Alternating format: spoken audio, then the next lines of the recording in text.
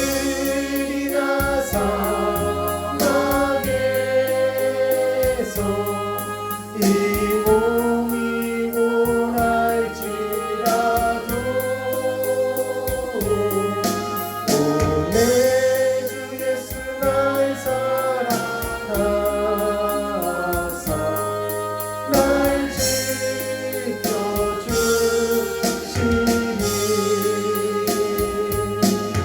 아득한 나의 갈길 가다고 저 동산에서 편히 쉴 때 내 고생하는 모든 일들을 주께서 하시리. 우리 두 손 들고 찬양합니다. 힘들이나 사막에서 이 몸이 고날지라도 오늘 주 예수 날 사랑하사 날 지켜주시니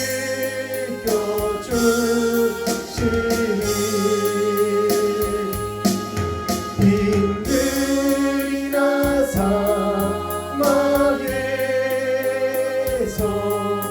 이 몸이 고날지라도 오늘 주 예수 날 사랑하사 날 지켜주시니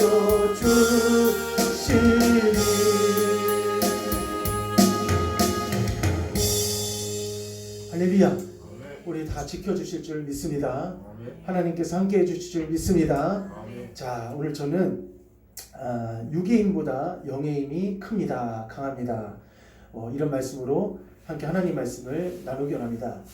자, 오늘 이 시대에 우리가 살아가면서 우리가 어떤 지역이나 또 어떤 환경이나 어떤 장소에서 하나님께서는 우리가 생각하지 못하는 사건과 우리가 생각하지 못하는 상황으로 우리의 삶을 지켜주시고 인도하시고 보호해 주십니다.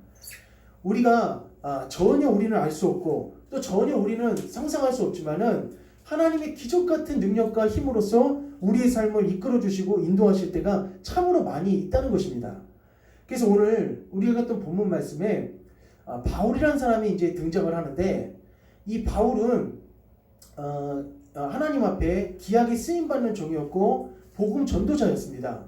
근데 이 바울이 26장 25장에서 예루살렘에서 체포되는 사건이 일어납니다. 체포되어져서 바울이 구금이 되어지고 그리고 재판을 받는데, 그 당시에 총독이었던 벨릭스와 베스도에 의해서 이 재판을 받습니다. 그리고 아그리빠 왕이라는 그 왕에게도 또 재판을 받습니다. 근데 아그리빠 왕도 마찬가지고 벨릭스도 마찬가지고 베스도 역시 마찬가지고, 바울이 말하는 얘기를 들어보니까 유대인들은 고소를 하고 유대인들은 이 바울을 죽이라고 계속적으로 고소하고 있지만은 아그리빠 왕이 봤을 때, 벨릭스가 봤을 때는 이 바울은 죄가 없습니다. 그래서 무죄였어요. 근데 바울이 로마 황제였던 가이사에게 상소하는 바람에 그 재판에서 풀려나지 못하고 다시 어디까지 가게 되냐면은 로마까지 가는 상황이 벌어지게 됐습니다. 근데 로마까지 가려면은 오늘 이 시대는 비행기를 타고 우리가 항공편으로 해서 갈 수가 있지만은 이 당시에는 배로 가야 됩니다. 배로 가거나 육지로 가야 됩니다. 근데 육지로 가는 것은 너무 어렵고 배로 가야지만이 안전하게 갈 수가 있고 그리고 또 빨리 갈 수가 있습니다. 그런데 오늘 27장 가운데 어떤 한 사람 때문에 275명이라는 사람이 살아나는 사건이 일어납니다. 오늘 이 시대에도 우리 이 나라 이민족 또 전 세계 가운데 수십억의 인구가 있고 우리나라도 수천만의 인구가 있지만은 우리 대한민국이, 우리 한국이, 또 미국이 이렇게까지 하나님의 은혜 가운데 살 수 있는 것은 다 누구의 은혜냐? 한번 따라하겠습니다. 하나님의 은혜입니다. 예, 하나님의 은혜라는 것을 믿으시기 바랍니다. 하나님께서 우리와 함께 해주시고 하나님과 함께 해주셨기 때문에 하나님의 은혜로 우리가 여기까지 올 수가 있었던 것이고, 또 그 가운데서는 누가 있었냐면은 믿음의 백성들이 있었습니다. 기도하는 사람이 있었고 하나님 앞에 예배드리는 사람이 있었기 때문에 오늘 이 시대에 이 나라 이 민족 가운데 전 세계 가운데 하나님께서 수많은 나라 가운데서도 미국을 지켜주시고 또 예수 믿는 나라를 지켜주시고 이 나라 이 민족을 지키셔서 여기까지 올 수가 있었다는 것입니다. 근데 오늘 여기 등장하는 27장에 배로 옮겨가는데 배로 가려고 하는데 바울 사도가 이런 말을 합니다. 지금은 가지 말고 나중에 가자. 예, 이 배 여행을 로마까지 가는 이 배 여행을 한번 따라했습니다. 미룹시다. 예, 미루자는 거예요. 미루고 다음에 가자는 거예요. 언제 가냐면은 겨울을 보내고 난 다음에 가자는 겁니다. 그래서 오늘 말씀 읽었던 말씀 9절 한번 읽어봅시다. 여러 날이 시작. 여러 날이 걸려 금식하는 절기가 이미 지났으므로 항해하기가 위태한지라 바울이 그들을 권하여. 아멘. 이 9절의 말씀에 보니까 여러 날이 걸려 금식하는 절기가 이미 지났으므로 항해하기가 위태한지라 라고 나옵니다. 항해하기가 위태한지라. 그러니까 지금 배를 타고 로마까지 가는 그 시기가 지금은 알맞지가 않다. 지금 가는 것은 어렵다 라고 하면서 바울은 또 10절에 이렇게 얘기합니다.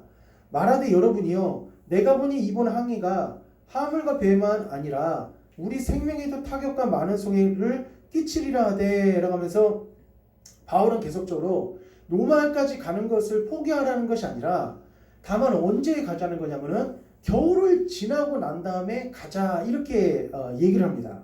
근데 이번 로마 여행 가운데 로마까지 가는데 총 책임자였던 사람이 27장 1절 보니까 백부장 율리오라는 사람이 등장합니다. 이 백부장 율리오라는 사람이 바울의 말을 딱 듣고 난 다음에 이 말을 듣고 그 바울의 말을 청종하고 그걸 수렴한 것이 아니라 이 백부장 율리오는 이렇게 말합니다. 11절에 백부장이 선장과 선주의 말을 바울의 말보다 더 믿더라 라고 하면서 누구와 누구의 말을? 여기서 선장과 선주의 말이었어요. 선장과 선주. 그러니까 선장과 선주의 말을 바울의 말보다 더 믿더라 라고 하면서 이 백부장 율리오는 바울의 말을 어떻게 하냐? 무시했습니다. 바울의 말을 무시하고 따르질 않았어요. 근데 오늘 우리가 생각할 때 여기서 바울이 이야기를 하고 난 다음에 백부장 율리오는 그 말을 바울의 말을 청종하지 않고 듣지 않고 결국은 항해를 시작합니다. 항해를 시작했는데 항해를 시작한 지 얼마 되지 않아서 무슨 일이 벌어지냐면은 14절에 이런 일이 벌어집니다. 얼마 안 돼요. 시작. 얼마 안 돼요. 섬 가운데로부터 유라굴로라는 광풍이 크게 일어나니. 아멘. 안타깝게도 이 백부장이 하나님 앞에 이 말씀을 하나님의 말씀을 알고 또 이번 항해 가운데 도움을 줬던 이 바울의 말을 듣지 않고 결국 무리하게 이 항해를 추진을 했습니다. 근데 얼마 가지 않아서 무슨 일이 벌어졌냐면 폭풍이 일어났어요. 우리 성도님들 여기 계시지는 않지만은 우리가 가끔 그런 경험을 한 적이 있을 겁니다. 저도 그런 경험이 있는데 바다에서 배를 타고 갈 때 배멀미를 막 할 때가 있거든요. 예, 배멀미를 할 때가 있는데 저도 막 옛날에 바다에서 막 배를 탔는데 그냥 이렇게 모터보트가 아니고 어떤 배였냐면은 기름 석유를 이렇게 등유를 넣어갖고 가는 경유를 넣고 가는 배였습니다. 막 검은 연기가 막 나오면서 막 가는 배인데 배가 그냥 우리가 생각할 때는 일정하게 쭉 간다고 생각하지만은 파도를 있잖아요. 이 파도를 거슬리면서 가는 거기 때문에 이렇게 출렁하면서 이렇게 막 이런 식으로 가는 거예요. 그러니까 막 자동차 탈 때도 멀미가 없었는데 배를 타고 가니까 얼마나 멀미가 심하는지. 그래 다행히 40분을 가서 이제 그쳐서 다행이었지. 아마 2-3시간 갔으면은 어떻게 됐을지 모릅니다. 그러니까 바다에서 있잖아요. 배멀미만 하더라도 이렇게 사람이 힘든데 여기 등장하는 14절만 다시 한번 읽어봅시다. 14절 시작. 얼마 안 돼요. 섬 가운데로부터 유라굴로라는 강풍이 크게 일어나니. 아멘. 뭐가 일어났다고 하냐면 강풍이 일어났어요. 그러니까 이 당시 강풍이라는 것은 뭐냐면은 소규모 태풍입니다. 그러니까 소규모 태풍이 북서쪽에서 내려오는 소규모 태풍이 어디를 지금 강타한 거냐면은 이 지금 바울 일행이 타고 가고 율리오라는 그 백부장과 275명이 타고 가고 있는 이 배를 어떻게 하냐면 강탈했습니다. 그러니까 지금 백부장과 그리고 선장과 선주는 아무래도 이 분야에는 바다에서는 전문가입니다. 그리고 항해에서 이번 제수들과 바울을 호송하고 압송하는 데 있어서 총책임자는 누구였냐면은 바로 백부장 율리오라는 사람입니다. 로마 장교였어요. 근데 바울은 어떤 인간적으로 시각으로 보면 있잖아요. 인간적으로 시각으로 보면 육적인 힘이 없다고 생각할 수도 있고, 그리고 이 바울은 한낱 제수라고 생각할 수 있고, 바울은 아무것도 아니라고 생각할 수 있지만은 바울은 어떤 사람이냐면은 따라했습니다. 영적인 힘과 육적인 힘도 있었습니다. 두 가지가 있었던 사람이 누구냐? 영적인 힘과 육적인 힘을 두 가지를 갖고 있었던 사람이 바울이었습니다. 바울은 어떤 사람이냐? 기도하는 사람이었습니다. 할렐루야. 바울은 기도하는 사람이었어요. 또 성경의 말씀에 통달한 사람이었어요. 그리고 바울은 하나님을 3층쯤까지 올라가서 만날 정도로 깊은 그런 기도의 영적 세계에 들어간 사람이 바로 사도 바울이었습니다. 그리고 바울은 그뿐만이 아닙니다. 바울은 벌써 이미 여기 지금 사도행전 27장, 사도행전이 총 몇 장까지 있습니까?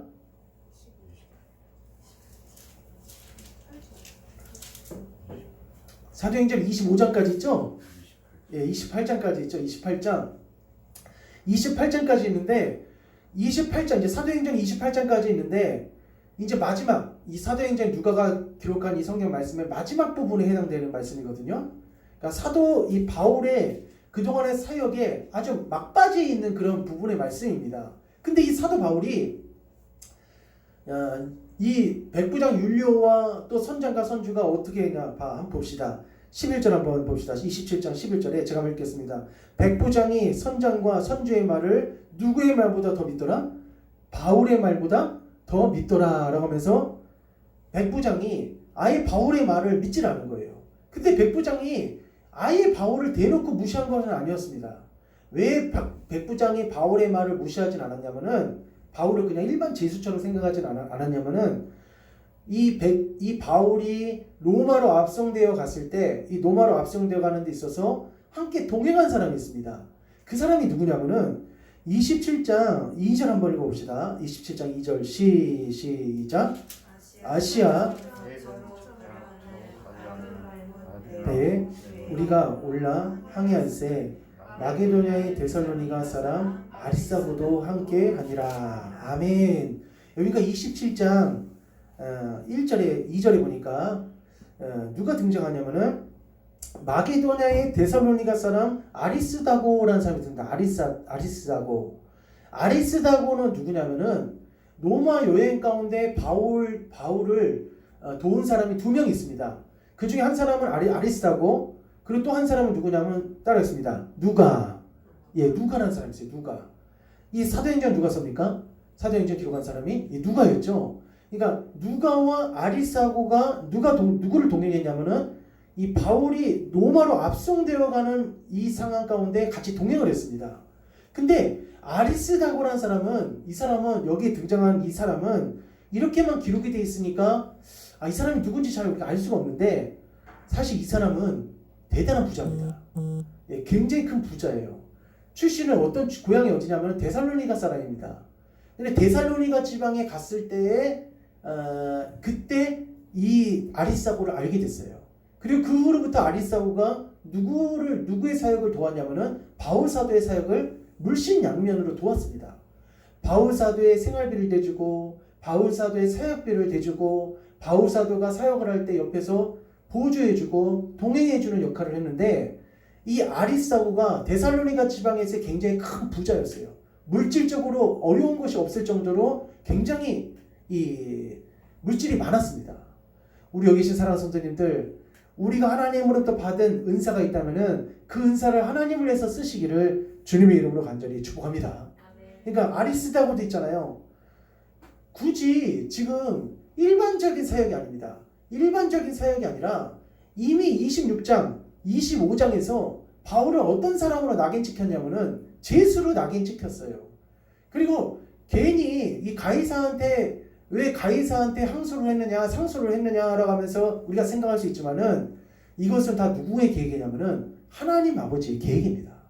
하나님께서 일찍이 바울에게 어떤 말씀을 해주셨냐면은 바울아 바울아 내가 따르습니다. 내가 다시 한번 내가 가이사 앞에 서야겠고 너가 누구 앞에 서야겠다고 말씀했냐면은 가이사 앞에 서야겠고 라고 하면서 하나님께서 이미 이 바울에게 어떠한 마음을 주셨냐면은 로마 가이사 앞에 가서 복음 전할 것에 대한 옛날부터 어떤 마음을 주셨냐면은 복음을 전파하는 그런 마음을 이 바울에게 마련해 주셨다는 겁니다. 그러니까 인간적으로 봤을 때는 바울이 괜한 일을 했다. 가이사 왕자한테 괜히 상수했다. 이렇게 우리가 생각할 수 있겠지만은 그러나 바울이 로마로 가는 것은 개인적인 사사로나 이 바울의 뜻이 아니라 누구의 뜻이었냐면 바로 하나님 아버지의 뜻이었다는 겁니다. 근데 이 27장에서 바울이 로마로 압송되어 가는 이 여행은 결코 쉬운 여행이 아닙니다. 그럼에도 불구하고 여기 등장하는 아리스도고는 누구와 동행했냐면은 사도 바울과 동행했습니다. 우리 사랑하는 성도님들, 이 시대에 우리가 힘들고 어렵다 할지라도 우리 주님의 사역자들을 위해서 우리가 함께하고 동역하고 그리고 나눌 수 있는 성도가 되시기를 주님의 이름으로 축원합니다. 그러니까 아리스도고는 굳이 그냥 하나님의 말씀만 받고 바울이 전해준 하나님의 말씀만 받고 고향에서 그냥 신앙생활하면서 잘 살아도 됩니다. 그런데 아리스도고는 이렇게 어떻게 보면 인간적으로 보면 사서고생을 하는 것처럼 우리가 보일 수 있지만은 사서고생하는 게 아니에요. 우리 성도님, 우리가 이 땅에서 살아가는 날들이 결코 많지 않습니다. 우리가 지금 살아가고 있고 우리가 지금 이렇게 호흡을 하고 있고 우리에게 하나님께서 건강을 주신 것은 따라했습니다. 주님의 일을 감당하라고, 주님의 일을 감당하라고 우리에게 귀한 은혜를 주신 거예요.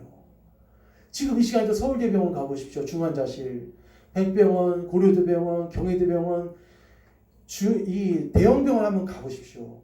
아산병원도 한번 가보시고, 한번 가보면은 중환자실 이런 병실에 보면은 환자들이 굉장히 많이 있습니다. 근데 우리 여기 계신 분들도 우리가 주님 나라 갈 때까지 아프지 마시고 건강하시기를 축원합니다. 그러나 우리가 몸이 한번 무너지고 우리가 아프기 시작하고 또 우리가 거동하기가 어려우면은 그때는 주님을 위해서 일하고 싶어도 주님을 위해서 살고 싶어도 살 수가 없습니다. 온전히 지금 어떠냐, 우리에게 이렇게 하나님에서 살아갈 수 있는 것은 하나님께서 우리에게 뭘 주시기 위해서 이런 은혜를 주시냐면은 축복을 주시고자 하나님 나라 가서 상급 받을 수 있는 기회를 주시려고 우리에게 이런 시간을 허락해 주신다는 겁니다. 그래서 이제 저도 부족하지만 지금 이제 이 주변을 막 복음의 씨앗을 이제 뿌리면서 연약하지만 부족하지만은 복음의 씨앗을 이제 뿌리고 다니고 있는데, 여기 앞에서 이제 그 새마을금고 여기 앞에서 이제 전도를 하는데 여기 새로 오픈한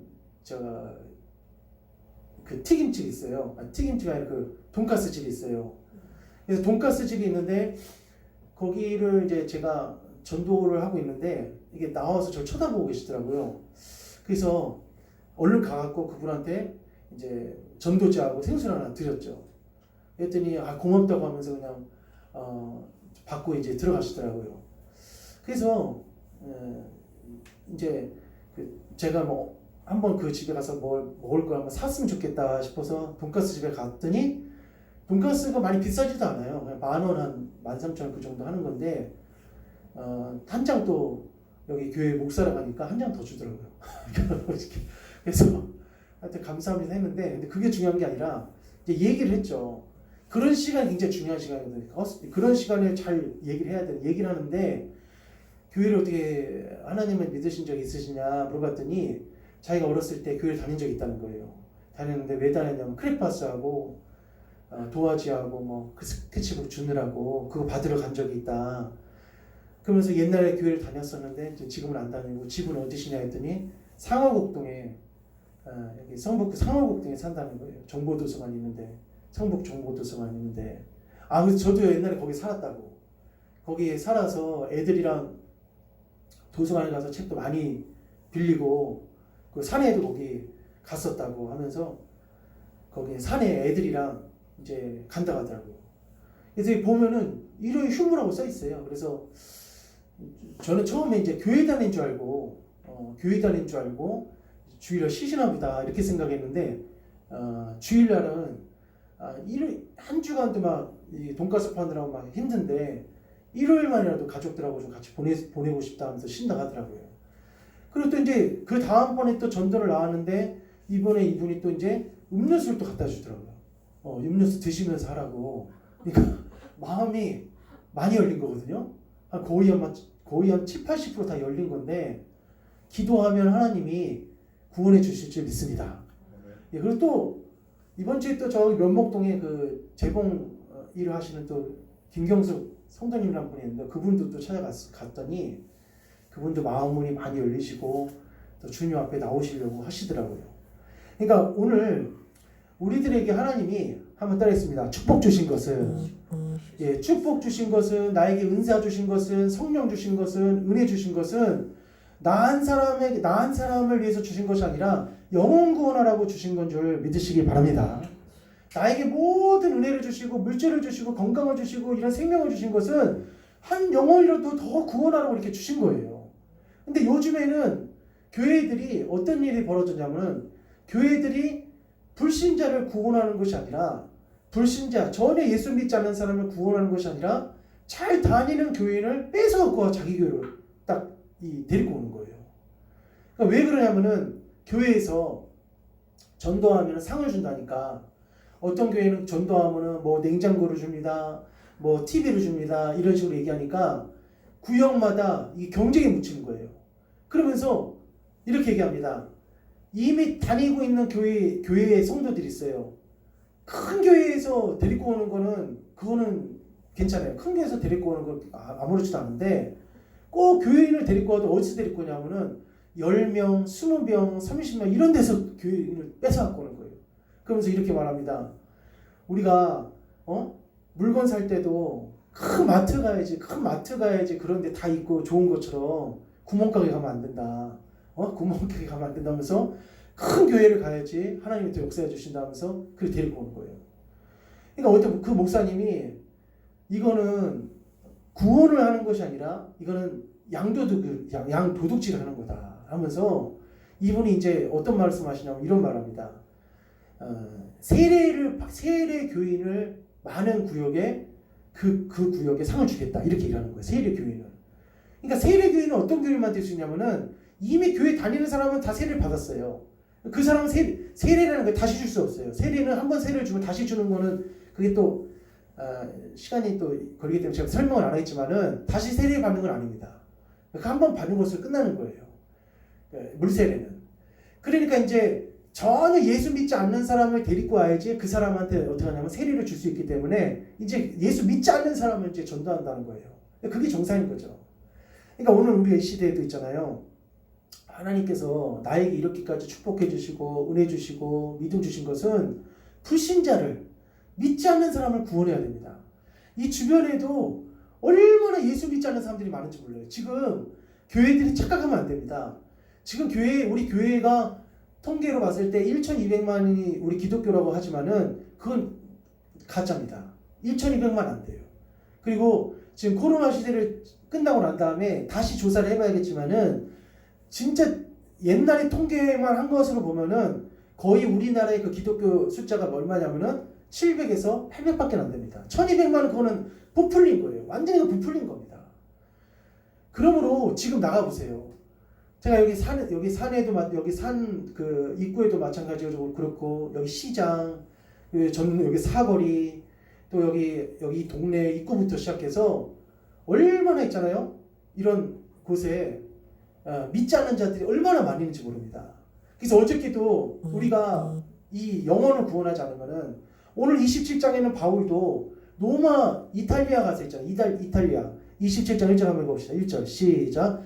우리가 배를 타고 이탈리아에 가기로 작정되매 바울과 다른 제수 및 사람을 아구스도 대의 백부장 율리오란 사람에게 맡기니 아멘.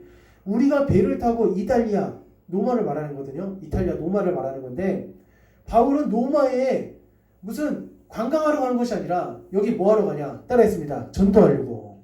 전도하려고 하는 거예요. 전도하려고. 영혼을 구원하려고 하는 겁니다. 로마 황제부터 시작해서 로마에 있는 성도들에게 말씀을 전해주고 그들을 가르치고 양육하고 로마에 있는 많은 성도들에게 복음을 전하기 위해서 지금 간다는 거예요.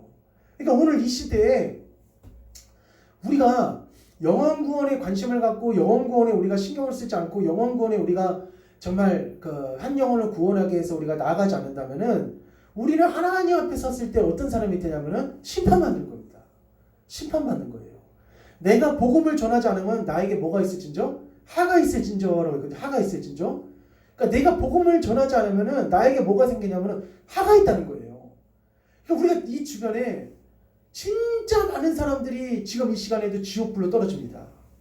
지금 이 시간에도 엄청나게 많은 사람들이 예수를 모르고 방황하면서 지금 다니고 있어요. 굉장히 많은 사람들이 지금 이 동네부터 시작해서 방황하는 사람들이 굉장히 많이 있습니다. 그리고 요즘에 또 어떤 성도들도 많이 있냐면은 가난한 성도들 참 많습니다. 가난한 성도. 가난한 성도가 뭐냐? 거꾸로 하면은 안 나가 성도예요. 안 나가 성도. 하나님은 믿고 예수님은 믿지만 내가 하나님은 믿겠지만은 교회는 안 나가겠다는 거예요. 그러니까 코로나를 지나면서 얼마나 많은 사람들이 이 예수님을 떠나고 주님을 믿지 않고 하나님의 앞에 나오지 않고 불신자들이 얼마나 많이 있는지 모릅니다.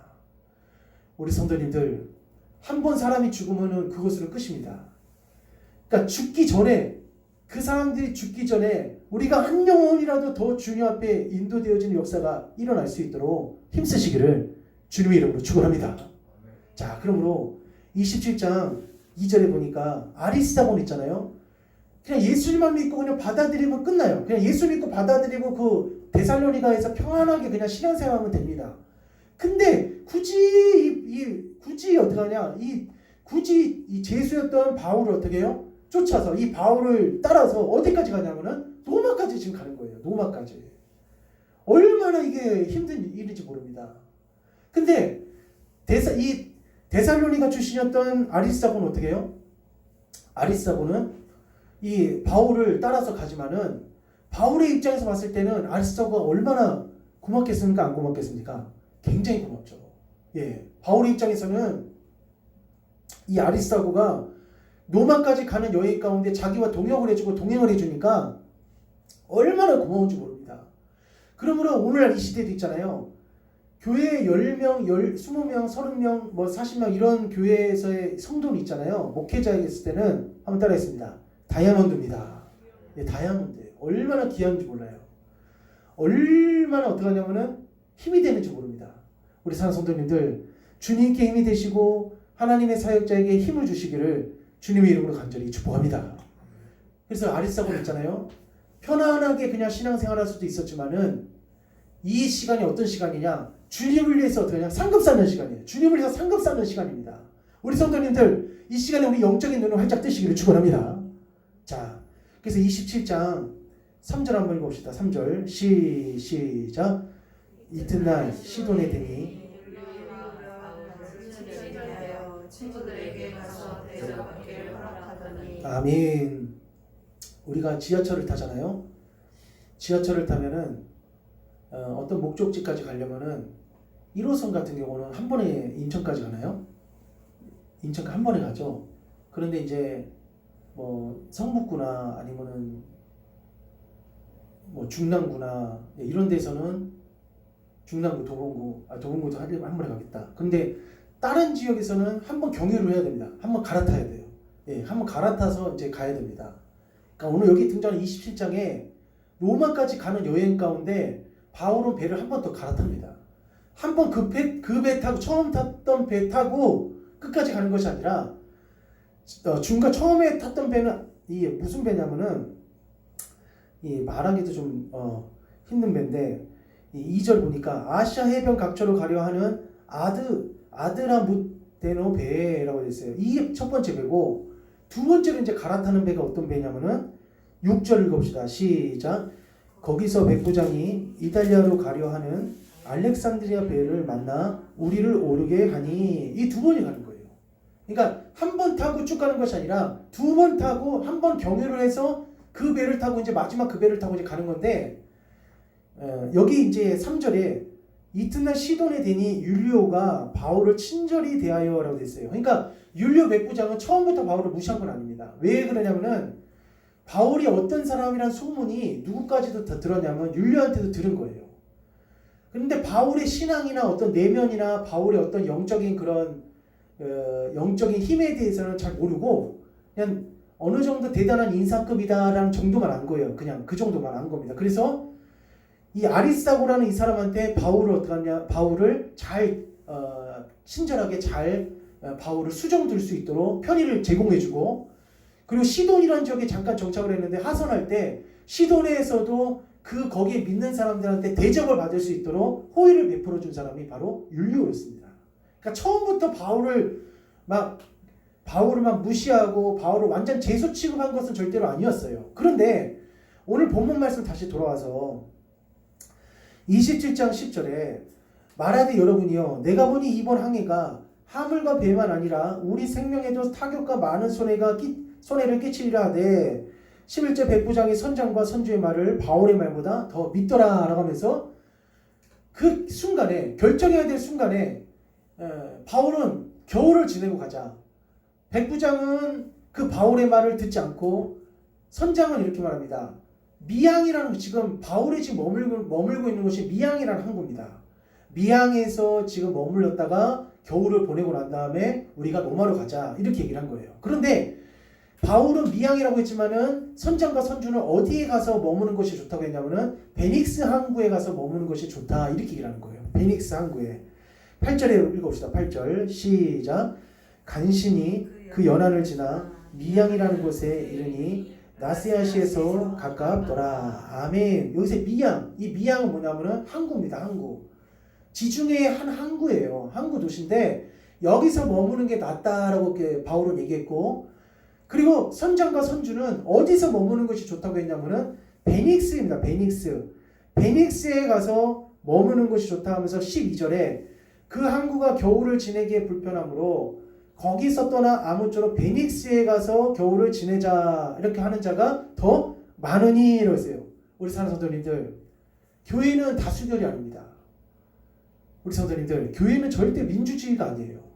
우리가 어느 교회에서는 민주적으로 합시다 막 그런 교회도 있잖아요. 근데 성경의 흐름은 민주가 아니라 따라했습니다. 주님의 뜻이 먼저입니다. 예, 주님의 뜻이 먼저인 거예요. 주님의 뜻이. 그러니까 여기서도 바울은 있잖아요.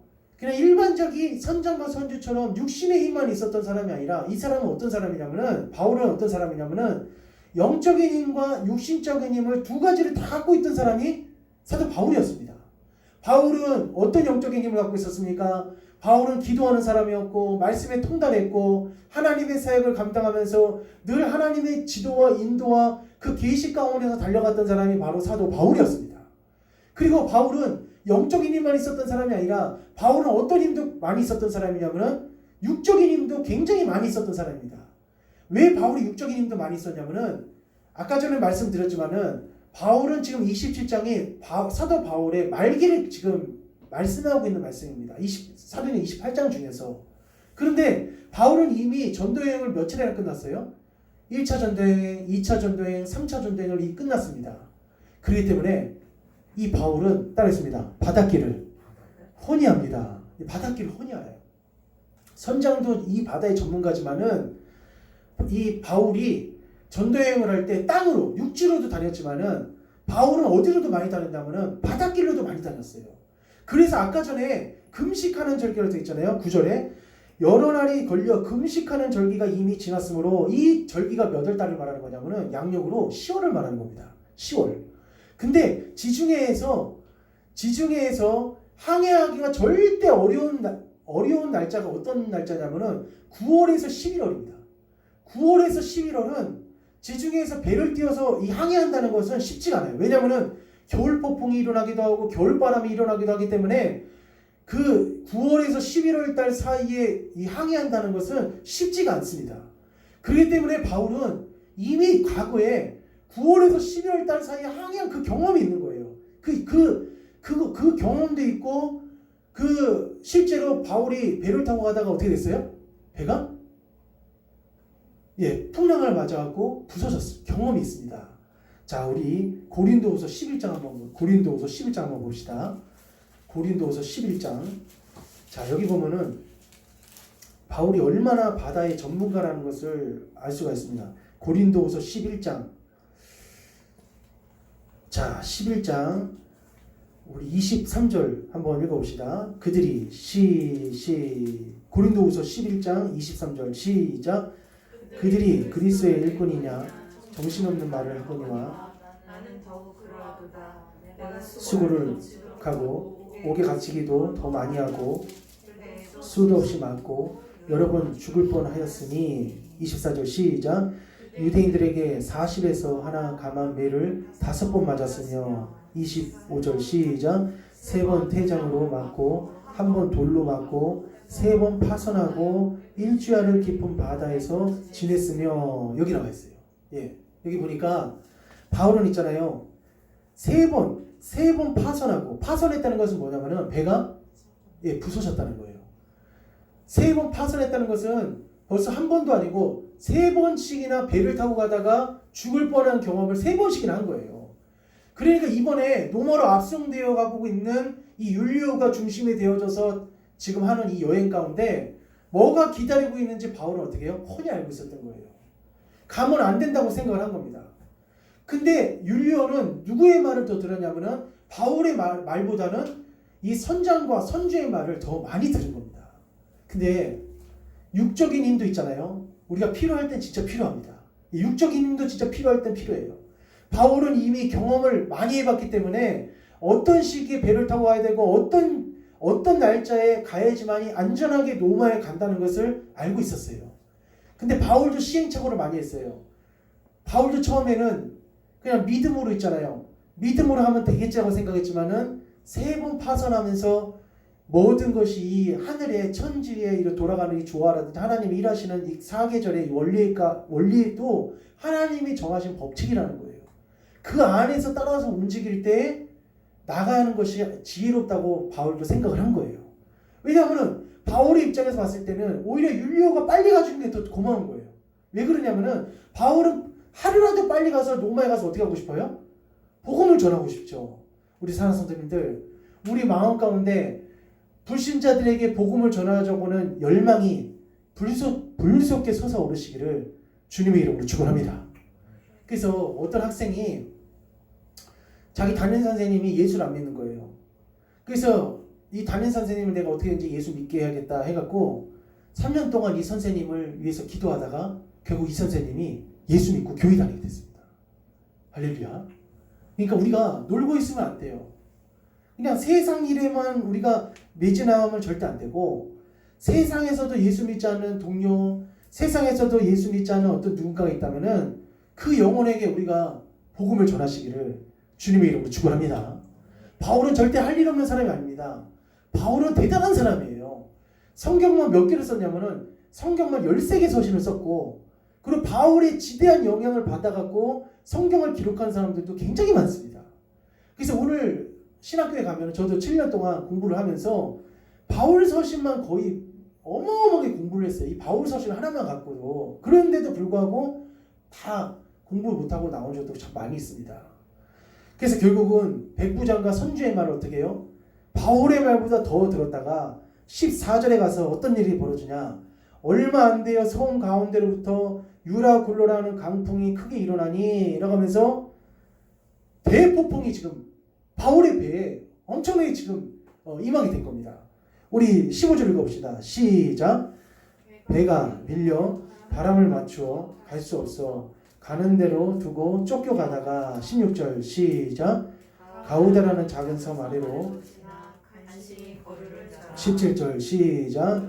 끌어올리고 들을 얹고 스리스에 걸릴까 두려워하여 연장을 내리고 그냥 쫓겨가더니, 이제 바울이 말한 그대로 되는 거예요. 그러니까 우리가 영적인 사람이 있잖아요. 말하는 말을 우리 성도님들 무시하지 말고 그 말을 귀담아 들으시기를 축원합니다. 나보다 기도를 많이 하고 나보다 정말 하나님과 교통하는 사람이 말한 그 해주는 겉면의 말이 있다면은 그냥 그 말을 한 개를 듣고 한 개를 듣면 절대로 안 됩니다. 그 말을 어떻게 하냐면 나에게 어떻게 보면 생명을 살릴 수 있는 말씀이에요. 아까 전에 바울이 분명히 27장 10절에 뭐라고 말했습니까? 이번 항해가 화물과 배만 아니라 하물과 배만 아니라 그러니까 첫 번째는 뭘 얘기했냐면은 하물과 배라고 했어요. 그러니까 하물과 배는 뭐냐면은 식량을 말하는 거거든요. 지금 아까 제가 경유를 했다고 했잖아요. 경유. 처음에 아드라못 배를 타고 갔다가 나중에 두 번째 어떤 배를 갈아탔냐면은 알렉산드리호 배를 갈아탔습니다. 근데 알렉산드리호는 어떤 배냐면은 곡물 수송을 하는 배입니다. 곡물 수송하는 배예요. 곡물 수송하는 배고 율리오는 있잖아요. 우리가 군대 가면은 똑같은 장교여도 똑같은 부사관이어도 다 똑같은 일을 하는 것이 아니라 다 틀립니다. 보병, 뭐 군수, 항공, 뭐 자기 기능마다 이 병가마다 다 틀려요. 근데 여기 등장하는 율리오는 자기 병가가 뭐냐면은 군수예요. 군수. 보병이 아닙니다. 보병 장교가 아니에요. 군수 장교예요. 군수 장교. 그러니까 곡물을 있잖아요. 식민지에서 이 피식민지에서 이 받은 있잖아요. 걷어들인 그 곡물을 어디다 갖다 주는 거냐면은 로마 황제한테 갖다 주는 겁니다. 아주 중요한 일을 하는 사람이에요. 근데 그 배에 276명이 같이 제수까지 포함을 해갖고 로마로 가고 있었던 거예요. 그런데 절대로 이 지금 가면은 하물과 배 모든 식량이고 뭐고 다 손해가 클 거다. 얘기를 했는데 말을 듣질 않은 거예요. 우리 성도님들, 하나님의 종이 또 하나님께서 우리 성도님들에게 말씀하시는 말씀을 아멘으로 믿으시고 정말 한번 가보시기를 부탁을 드리겠습니다.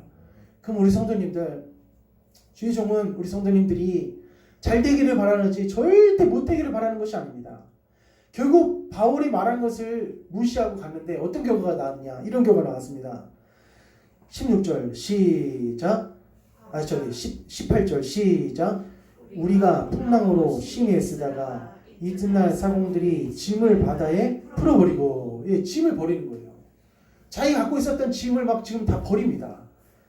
그리고 19절에도 사흘째 되는 날에 배의 기고를 어떻게 해요? 그대의 손으로 내버리니라. 사람이 내가 금이 있고 은이 있고 다이아몬드가 있으면 뭐합니까? 당장 죽을 상황인데 다 배를 가볍게 해야 되죠. 지금 배를 가볍게 해야 돼요. 어떻게든지 다 필요 없다는 거예요. 다 버리는 거예요 지금. 그리고 그뿐만이 아닙니다. 그리고 이게 지금 가장 중요한 곡물 수송을 해요. 곡물 수송을 하는데 지금 그 곡물 수송을 할 때 이 식량까지도 어떻게 버리냐면은 싹 다 지금 버려버립니다. 그러니까 우리가 우리가 하나님 앞에 말씀을 받은 것은 절대 그것은 그냥 허언이 아닙니다. 하나님께서 우리에게 주신 말씀은 다 진리이고 생명인 줄 주님의 이름으로 간절히 축복합니다. 결국은 바울의 말을 무시하고 그냥 결국은 가기를 시작했어요. 그러니까 오늘 이 시대 있잖아요. 오늘 이 시대에는 많은 사람들이 육적인 힘만 기르려고 합니다. 육적인 것에만 모든 신경을 다 쏟아붓고 있어요. 그러나 유대인들은 두 가지 힘을 기릅니다. 유대인들은 지금 이 시대도 몇 가지 힘을 기르냐? 두 가지 힘을 기르는데 영적인 힘을 기르고 그리고 육적인 힘을 기르고 자기 자식들한테 육적인 힘과 영적인 힘 두 개를 다 그거를 최선을 다해서 12살까지 가르칩니다. 이 유대인 부모님들의 그 자식 교육과 자녀 교육은 아주 성경적이에요. 그래서 전 세계 가운데 전 세계에 가장 영향력 있는 사람들이 다 누구냐면은 지금 우리 금리가 올라가고 있잖아요. 그 금리를 오르고 내리는 것도 누가 하고 있냐면 사실은 유대인이 하고 있는 겁니다. 미국의 그 경제, 미국의 돈줄을 누가 잡고 있냐면은 유대인들이 다 잡고 있는 겁니다. 근데 유대인 부모님들은 12살 될 때까지 13살에 성인식을 하는데 성인식이 될 때까지 두 가지에 온전하게 힘을 기울여요. 하나는 뭐냐면 영적인 힘을 길러주고 두 번째는 육적인 힘을 길러줘요. 그 중에서 가장 도드라진 게 어떤 게 있냐면은 하브르타라는 그런 교육이 있습니다. 이 하브르타라는 이 교육은 히브리어로 뭐라고 하냐면 친구라는 뜻인데 그들은 우리는 있잖아요. 주입식, 암기식의 그런 교육을 시키는데 우리 한국 같은 경우는 근데 하브르타 교육은 어떤 교육이냐면은 1대1 두 명을 딱 이걸 짝을 딱 지어줘요. 짝을 지어주고 우리 같은 경우는 책만 읽고 끝나지만은 그들은 책 읽은 것을 책 읽고 끝나는 것이 아니라 책 읽은 것에 대해서 두 명이서 짝이 돼갖고 그걸 어떻게 하냐면은 계속 따라했습니다. 토론. 토론이에요. 계속 토론하고 그리고 그것에 대해서 논쟁하면서 진리가 나올 때까지 답이 나올 때까지 계속 토론하고 논쟁하면서 계속 아이들하고 계속 이야기를 하는 거예요. 발표하고 막 여러 가지 막 자기 의견을 막 제시하는 겁니다. 그래서 우리나라의 독서실은 있잖아요. 우리나라의 독서실은 조용한데 히브리 대학교 그리고 텔아비브 그리고 이스라엘의 대학교에 있는 그 이스라엘의 도서관은 어떤 식이냐면은 아주 시끄럽습니다. 아주 서로 토론하고 서로 이야기하고 서로 발표하는 그런 분위기 가운데서 그들이 뭐가 많이 발생되냐면 뭐가 많이 생기냐면은 창의력과 논리력과 사고력과 그리고 문제를 해결할 수 있는 그 해결력까지 가장 많이 생기는 학생들이 어떤 학생들이냐면 바로 이스라엘 학생들이라는 거예요. 그리고 그렇게 아이들을 키우고 그리고 성인식이 될 때 있잖아요. 이스라엘은 13살에 이제 아이들이 성인식을 하는데 그때 성인식을 하기 전에 1년 전부터 아이들이 모세오경 성인식 하는 그 아이가 모세오경을 1년 동안 연구를 합니다. 1년 동안 그것을 하나의 주제를 가지고 1년 동안 공부를 해요. 그리고 난 다음에 성인식 당일날 친척들과 부모님 앞에서 자기가 모세오경 한 그 연구한 것을 그 자리에서 강론을 합니다. 예, 강론을 1년 동안 하나님 말씀한 그 연구한 것을 강론을 해요.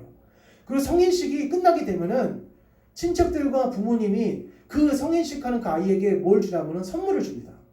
3가지의 선물을 줘요. 첫 번째는 어떤 선물을 주냐면은 성경책을 줍니다. 그리고 두 번째는 어떤 선물을 주냐면은 손목시계를 주고 그 세 번째 선물은 어떤 선물을 주냐면은 바로 축의금을 줍니다.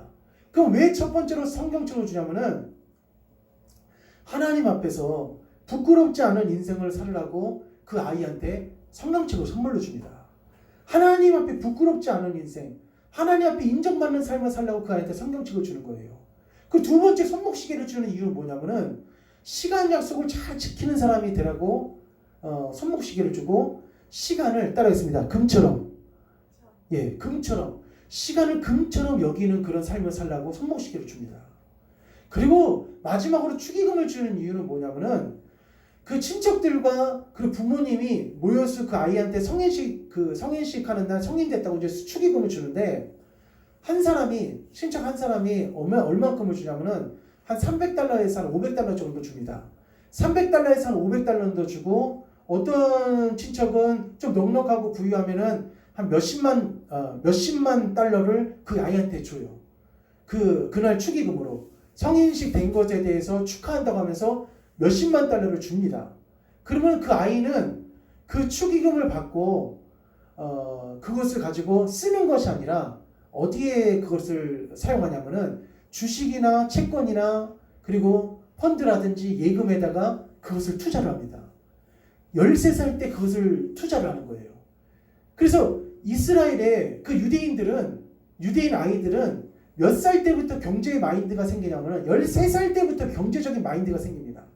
그래서 13살밖에 안 되는데 아이들이 포트폴리오를 다 짜고 경제적인 공부를 하고 기업에 대한 공부를 하니까 13살 때 그것을 주식에 투자하고 채권에 투자하고 하니까 20살이 되어서 대학생이 이제 됐을 때 그 돈을 가지고 어떻게 하냐면은 이제 졸업을 해서 취업을 할지 창업을 할지 결정을 하고 그동안 모아놨던 그 돈이 몇 배로 불어나냐면은 5배, 6배, 3배 막 이런 식으로 불어나는 거예요. 그러니까 그 돈을 가지고 이미 그 돈을 가지고 재테크에 눈을 떠서 나가는 겁니다.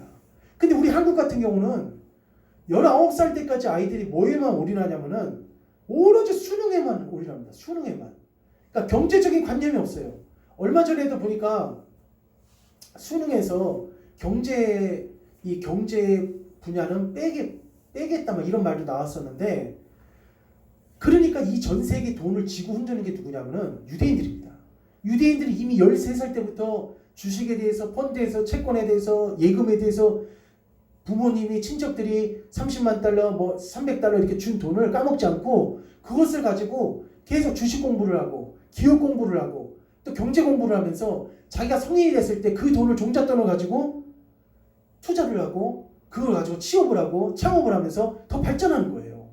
그래서 우리 유대인들 가운데서 워런 버핏이라는 사람이 있습니다. 워런 버핏. 그 사람은 어렸을 때 아빠가 야 오늘 어린이날인데 대공원 가자 이렇게 얘기하는데 그 워런 버핏은 뭐라고 말하는지 알아요? 아빠 저 대공원 말고 금융센터, 금융연구소, 주식거래소 그런 데 데려다 주세요 그러는 거예요. 그러니까 그게 왜 그러냐면은 유대인들은 있잖아요. 따라했습니다. 말씀으로 아이를 교육시키고, 그러니까 영적인 힘을 길러주고, 이미 13세부터 뭘 길러주냐면은 육적인 힘을 길러주는 거예요. 육적인 힘을 길러주는 거예요. 우리 한국 아이들은 부모님한테 용돈을 받으면은 다 어떻게 하냐면은 신발 사고, 핸드폰 사고, 뭐 사고 하면서 돈을 어떻게 하냐면 다 써버립니다. 근데 유대인들은 그렇잖아요. 유대인 아이들은 13세부터 모은 준 돈을 1,000만 원을 받았으면은 1,000만 원이 20살에 가면은 어떤 애는 1억이 될 수도 있고 5천만 원이 될 수도 있고 6천만 원이 될 수도 있다는 거예요. 그러니까 전 세계 있잖아요. 빌 게이츠도 유대인입니다. 워렌 버핏도 유대인이고 수많은 이 미국 사회의 그 금융 경제를 지고 흔드는 사람들이 다 누구냐면 다 유대인들입니다. 그러니까 오늘 우리 귀한 성도님들, 우리는 절대 두 가지를 간과해서는 안 됩니다. 따라했습니다. 영적인 힘, 육적인 힘. 영적인 힘도 절대 간과하면 안 돼요. 그러니까 너무 이게 편중되면 절대 아니에요. 한쪽으로만 치우치면 안 됩니다. 그러니까 저도 목회자좀 있잖아요. 목회자지만은 저희 자녀들한테 너희들 다 목회자 되라, 다 전도사 되고 목사 되라 이런 말 하지 않습니다. 왜 그러냐면은 물론 목회자도 필요해요. 정말 필요합니다. 중요한 너무나도 목회자 한 명의 살아있는 목회자가 많은 성도들을 살릴 수 있는 줄 믿으시기 바랍니다. 자, 그러나 꼭 목회자만 필요한 게 아니에요. 이 사회 가운데서 하나님의 영광을 올리기 위해서는 방송국의 PD도 필요하고 정치가도 필요하고 경제가도 필요하고 크리스찬 경제가 크리스찬 국회의원 정말 하나님을 경외하는 그런 사람들이 이 사회에 정말로 많이 필요하다는 거예요. 그것도 하나님의 사역자라는 거예요. 그러니까 오늘 우리가 이 땅을 살아가면서 그렇다고 해서 육적인 힘만 자꾸 기르면 안 됩니다. 그 육적인 힘만 기르면 나중에 이렇게 됩니다. 어떻게 되냐? 이런 식으로 되버려요. 자, 우리 20절 중요한 말씀 읽어봅시다. 27장 20절 시작. 여러 날 동안 해도 별도 보이지 아니하고 없어졌더라. 아멘. 여러 날 동안 해도 별도 보이지 아니하고 큰 풍랑이 그대로 있음에 구원의 영광마저 없어졌더라. 아멘. 우리 성도님들, 큰 풍랑이라고 했어요. 그러니까 14일 이상 계속 2주간 이상 그 풍랑에 시달려 봐요. 이 풍랑이 이렇게 시달려 보십시오. 배멀미도 있잖아요. 제가 40분 했는데도 이렇게 힘든데 그거를 이건 배멀미 정도가 아니라 풍랑에 의해서 사람이 살고 죽는 그런 경각의 순간순간을 계속 보내고 있다고 생각을 해봐요. 그 공포와 정말 그 기세는 사람이 도저히 살 수가 없습니다. 그러니까 이 사람들이 어떻게 표현했냐면 이렇게 표현했어요. 큰 풍랑이 그대로 있음에 무엇의 여망마저 없어졌더라? 구원의 여망. 이걸 간단히 줄이면 이 말을 간단히 줄이면 살 소망이 없어졌다는 거예요. 살 소망이 없어졌다는 거예요. 그러니까 오늘 이 시대에 19세까지 우리 한국에서는 있잖아요. 죽어라 수능만 집중하는 거예요. 수능만. 전 솔직히 있잖아요. 여기 주변에 여고도 있고 남고도 있고 여기 학생들 참 많이 있거든요. 그 아이들한테 전도를 하는데 아이들이 학교에 가방 메고 가는 거 보면 불쌍해요. 오늘도 저 선생님들한테 육적인 힘만 기르는데 시달리다 오겠구나. 그런 불쌍함이 생겨요. 왜냐하면은 학교에서 있잖아요. 이 정신 나간 교목들이 진짜 아이들한테 생명의 말씀을 그 아이들한테 심어줘야 되는데 예배도 대충, 그냥 찬양도 대충 지나가는 그냥 아이들만 생각하는 거예요. 근데 그렇게 생각하면 안 됩니다. 제가 만약 교목이라면은 절대 그렇게 하지 않겠어요. 진짜 그 출석부에 나와 있는 300명, 400명의 아이들을 이름을 아침마다 불러가면서 그 아이들의 이름을 놓고 그 아이들 구원해달라고 막 그렇게 정말 하나님 앞에 기도하겠어요. 기도하면서 졸업할 때에는 이 아이들이 다 믿음을 가지고 나가게 해달라고. 그렇게 해야 되는 거예요. 그런데 요즘에는 그냥 시간 때우기식으로. 그래서 제가 여기 노원구에 가면은 영신여고라고 있어요. 영신여고. 거기도 이제 미션 스쿨이고 또 그 노원구에 보면은 이 미션 스쿨이 있는 학교들이 좀 많이 있습니다. 또 이런 주변에도 있는데 요즘에 그 아이들이 정말 믿음으로 살게끔 하려고 교목들이 어떻게 하냐면 막 발버둥 치질 않는 거예요. 형식적으로만 예배 드리고 그냥 끝내버리는 거예요. 자, 그런 것, 그건 하나님 절대로 기뻐하시는 게 아닙니다. 오늘 이 시대에 육신적인 힘만 기르다가 여기 있는 이 말씀처럼 구원의 여망, 살 소망이 잃어버렸을 때 그냥 어떻게 버리냐면 육신적인 힘만 있는 사람은 자살해버립니다. 그냥 생명 끊어버립니다. 그러나 영적인 힘이 길러져 있으면은 살 소망이 없는 상황 가운데서도 누구한테 기도할 수 있고 누구한테 어려움이 왔을 때 누구한테 부르짖을 수 있냐? 하나님께 부르짖을 수 있다는 것을 우리 성도님들 믿으시기 바랍니다. 영적인 힘이 있는 사람과 없는 사람은 어떤 위기와 문제 앞에서 대하는 태도가 틀리고 그리고 거기에서 대하는 이 자세가 틀린 거예요. 우리가 살면서 왜 어려운 일이 없고 왜 문제가 없고 왜 위기가 없겠습니까? 그러나 영적인 있는 사람, 영적인 힘이 있는 사람은 절대 그렇지 않습니다. 그 구원의 여망이 없는 가운데서도 누구한테 기도할 수 있냐면 하나님께 기도할 수 있다는 거예요. 그래서 27장 1절에서 20절까지는 누가 이 배의 주도권을 잡고 있었냐면 율리오가 배의 주도권을 잡고 있었습니다. 이 사회도 마찬가지예요. 결국 이 사회는 누가 주도권을 잡게 되어 있냐면 영적인 힘을 가진 사람이 주도권을 잡습니다. 지금 이게 외신이라든지 또 우리가 겉으로 들어봤을 때는 이게 일반적인 소식들만 우리가 TV에서 보잖아요. 근데 대통령도 마찬가지고 장관도 마찬가지고 이 세계 지도자들은 다 마찬가지고 누구의 힘에 의해서 좌지우지 되냐면은 다 종교 지도자들의 힘에 의해서 좌지우지 되고 영적인 힘 앞에 그게 다 이끌려갑니다. 우리가 6.25 때 트루먼이 앞전에 루즈벨트가 우리나라는 도와주지 말라고 했어요. 너희가 알아서 그냥 너희 자국을 보호하라고 했습니다. 근데 루즈벨트가 죽고 난 다음에 왜냐면 루즈벨트가 누구랑 동맹 맺었냐면 소련이랑 동맹 맺었거든요. 근데 루즈벨트가 죽고 난 다음에 바로 그 다음에 이어서 누가 대통령이 됐냐면 트루먼이 됐습니다. 근데 트루먼은 루즈벨트하고 생각이 좀 틀렸어요. 좀 달랐습니다. 그렇지만은 좀 소극적이었어요. 그러니까 루즈벨트하고 생각은 달랐지만 약간 소극적이었지만은 한국 정전에 대해서 약간 소극적이었지만은 그 적극적으로 바뀌어질 수 있었던 이유가 뭐였냐면은 그 당시에 미국의 빌리그램이라는 그 목사님이 한국을 도와야 된다. 한국에는 기독교인들이 굉장히 많이 있다. 그들을 그냥 내버려두면 안 된다 하면서 만약에 당신이 가서 한국을 돕지 않으면은 당신을 내가 탄핵시키겠다. 내가 우리 미국 그 영향이 그 당시에 무시 못합니다.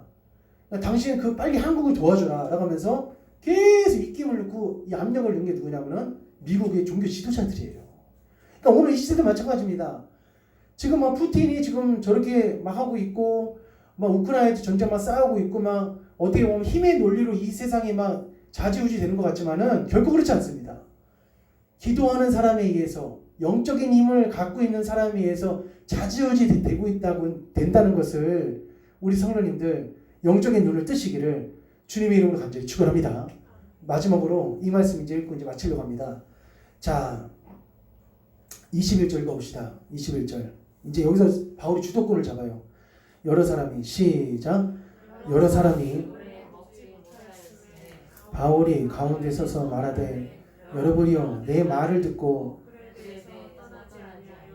이 타격과 손상을 면하였더라면 좋을 뻔하였느니라. 아멘. 여기서 보니까 따라하겠습니다. 내 말을 듣고 내 말을 들으라는 겁니다. 그러니까 우리 성도님들 주의 종은 내가 나보다도 지식이 없겠지, 나보다도 어떻게 보면은 경험이 없겠지 그렇게 생각할 수 있지만은 물론 그럴 수 있죠. 경험도 없을 수 있고 지식이 없을 수도 있죠. 그렇지만은 하나님께서는 이 쓰시는 하나님의 사역자들한테 무슨 힘을 주시냐면은 영적인 힘을 주시는 거예요. 영적인 은혜를 주시는 거예요.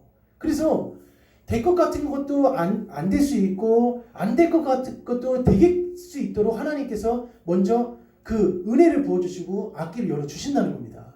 그러니까 오늘 여기 바울도 있잖아요. 내 말을 듣고라는 것은 무슨 말이냐면은 내 말을 들었으면은 백부장님 제 말을 들었으면은 선장님 제 말을 들었으면 하면서 지금 뭐라고 말하냐면 얘기를 하는 거예요.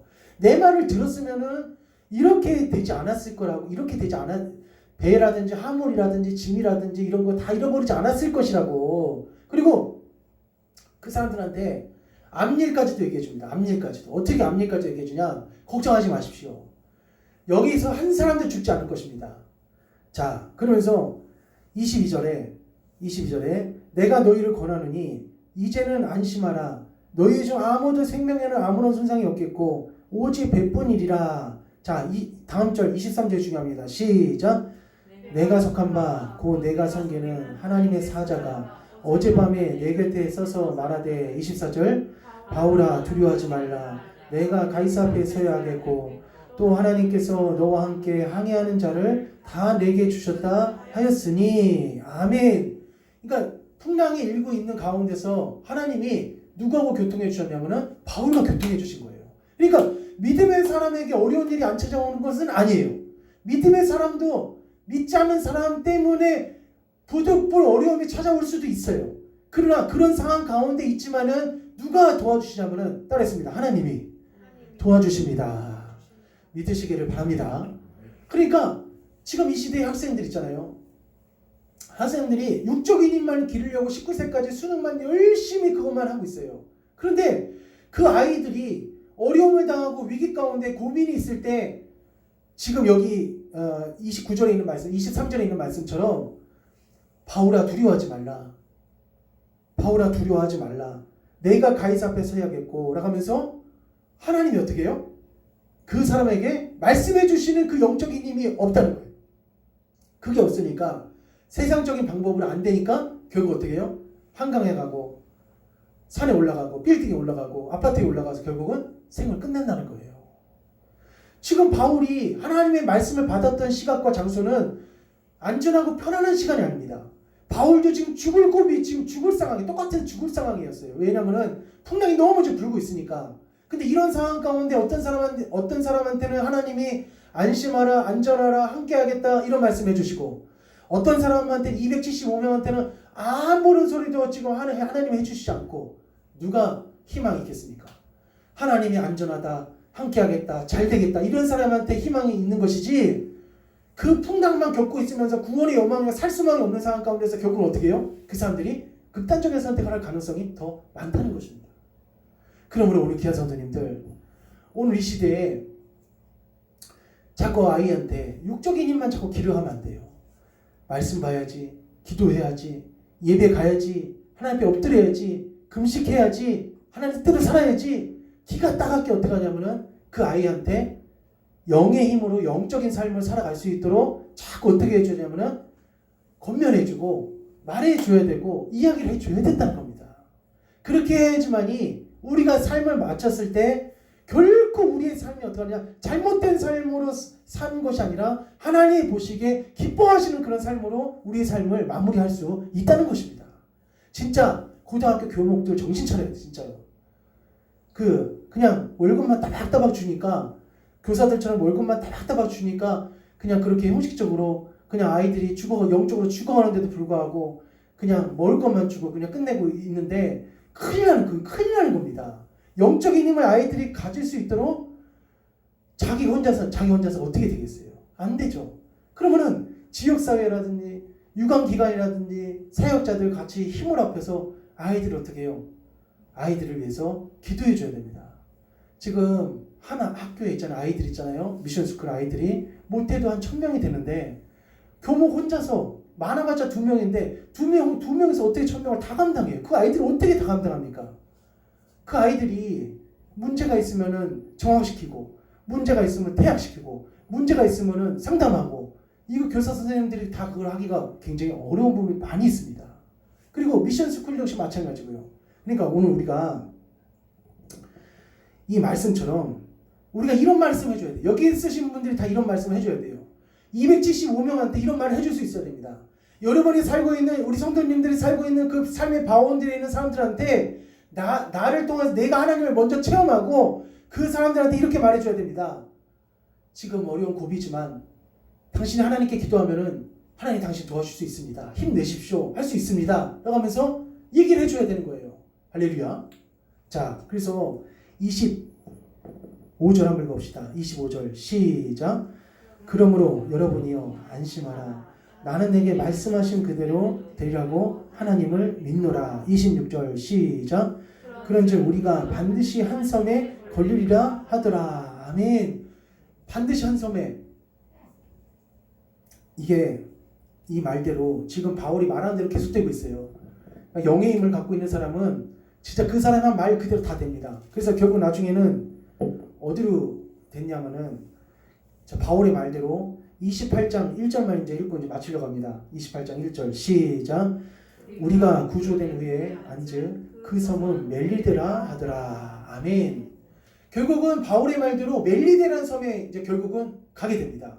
근데 멜리데 섬에 가서도 역시 마찬가지로 독사가 나와서 누구 손을 꽉 물어버리냐면은 바울 손을 꽉 물어버립니다.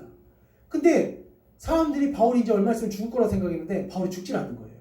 그리고 거기에 추장했던 보블리오와 또 거기 가서 전도 집회가 일어나요. 치유 집회가 일어납니다. 바울이 영적인 힘을 갖고 있으니까 그 보블리오가 살고 있는 이 멜리데라는 섬을 완전히 어떻게 해요? 복음화시킵니다.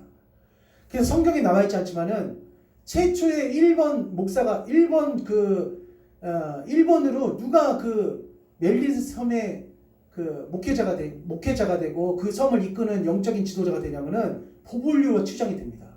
보블리오 추장이 그 멜리데라는 섬에 바울이 전해준 복음의 씨앗을 퍼뜨리는 거예요. 그래서 지금 멜리데 섬을 있잖아요. 그 성지순례 가면은 멜리데 섬을 항상 가거든요. 여기 가는 코스가 있어요. 가면은 멜리데 섬에 가면은 사도 바울 그 기념교회가 있습니다. 이 교회가 있습니다. 그러므로 우리 귀한 성도님들, 백부장은 힘이 있었어요. 칼 휘두르는 힘도 있었고 지휘통솔하는 힘도 있었고, 선장은 전문가였고 바다에 대한 항해 전문가였습니다. 그런데 멜리데 섬의 28장에 가서도 역시 마찬가지예요. 그들은 아무 힘이 없어요. 육적인 힘으로 그 멜리데라는 섬에 가갖고 보블리오 추장과 거기 있는 사람들한테 해줄 수 있는 것이 아무것도 없었습니다. 그러니까 오늘 이 시대에 우리 사랑 성도님들, 저는 미션스쿨에 있는 우리 목사님도 참 귀하게 생각합니다. 할렐루야. 얼마나 그분들을 위해서 헌신하고 애쓰십니까? 그러나 우리 성도님들 자녀들도 정말 우리가 아이들을 그냥 일반 교회에 보내면 어쩔 수 없겠지만은 그래도 믿음의 배경에 있는 학교에 보내는 게 참 낫습니다. 근데 그 학교에 가서 아이들 있잖아요. 영적인 힘과 육적인 힘을 기르고 나온다면은 정말 그것은 최상의 시나리오입니다. 우리가 이 땅에 지금 만몬주의와 그리고 사단 문화주의가 있다 보니까 무조건 이런 육신적인 힘만 막 부과시키고 이 육신적인 지식만 채우려고 하는 그런 분위기 가운데 나아가는 이 시대 가운데서 우리가 영적인 힘을 기르는 이 사도 바울처럼 이런 사람이 나온다면은 반드시 가정을 살리고 나라를 살리고 기업을 살리고 우리 성도님들이 있는 그 환경과 삶을 살릴 줄 주님의 이름으로 축복합니다. 그래서 제가 그 어느 초등학교, 여기 그 불안고등학교 옆에 있는 그 상계동의 어떤 학교에 가보니까 어떤 선생님인데 쉬는 시간인데 복음성가를 틀어주시는 거예요. 복음성가 CCM을 틀어주는 거예요. 그러면서 그 아이들한테 있잖아요. 초등학교 그 아이들한테 계속 무슨 힘을 길러주는 거냐면은 영적인 근육을 길러주는 거예요. 영적인 힘을 길러주는 거예요. 하나님을 알게끔 막 접해주는 겁니다. 참 귀한 선생님이더라고요. 너무 그 학교는 미션스쿨도 아니고 그냥 일반 초등학교입니다.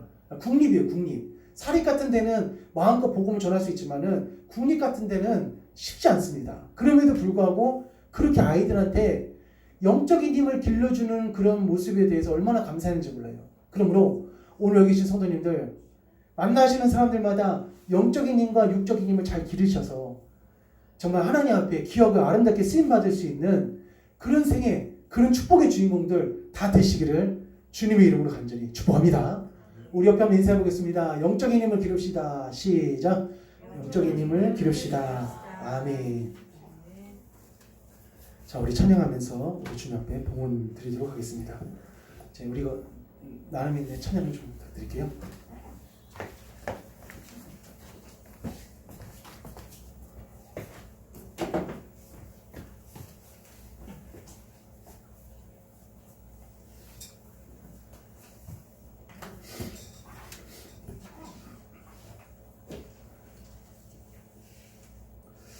네, 내게 오락하신